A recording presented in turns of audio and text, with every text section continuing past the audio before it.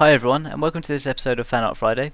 In this video I'm going to be showing you my drawing of Kirito from Sword Art Online. And once again, thank you so much for leaving all your drawing suggestions in the comments. It means so much to me that you want to see me work on these drawings, and especially all your anime recommendations recently. It's been awesome to see, and it's given me so many different ideas for drawings, and I really appreciate that. As always, if you have any drawing suggestions, then feel free to leave them in the comments below, and I'll be sure to check them out, and I'll be picking one for next week's video. Overall, this drawing took about 3 hours to complete, and I started off by using the Pigma Micron pens to draw the outlines. These help to give the fine lines, especially for details like the hair and some of the smaller details on the clothing.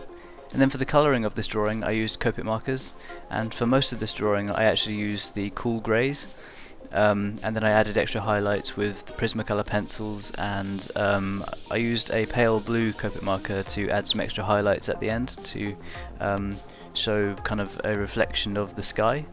All of Kirito's clothing is black and grey, so I had to focus on the shading and the highlights.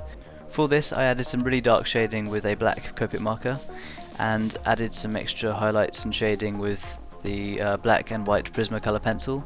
I also tried really hard to blend between the different cool grey markers, starting with the darker areas and blending to the lighter outer areas, and hopefully it gave a good enough effect for the clothing. For Kirito's skin tone I used Lipstick Natural for the darker shading, and I used a milky white Copic marker to add to the paler skin colour. For the eyes I used the cool grey Copic markers again, and I added some white opaque highlights with a Uni-ball Signo broad pigment ink white pen, and as some of you know I always enjoy adding highlights to the eyes. I think it always adds a nice interesting effect to the eyes, and it makes them stand out from the page. And at the end of this drawing, when I finished all of the colouring of the character, I decided to add a comic panel style background where I added a rectangle in the background and filled it in with one single colour.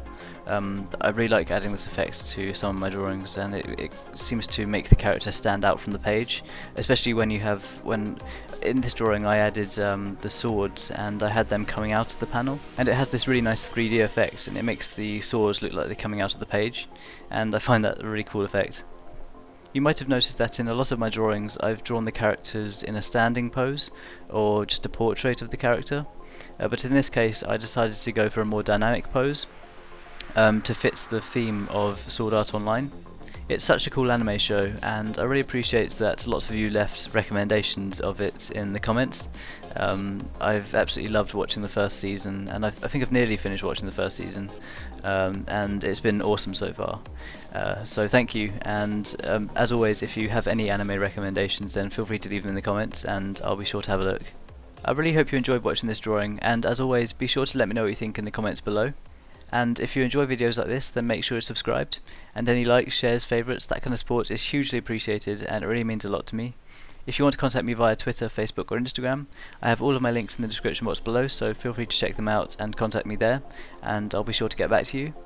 Once again, thank you so much for the support on this channel. It always means such a huge amount to me, and I really appreciate it. Thanks for watching this video, and I'll see you all soon.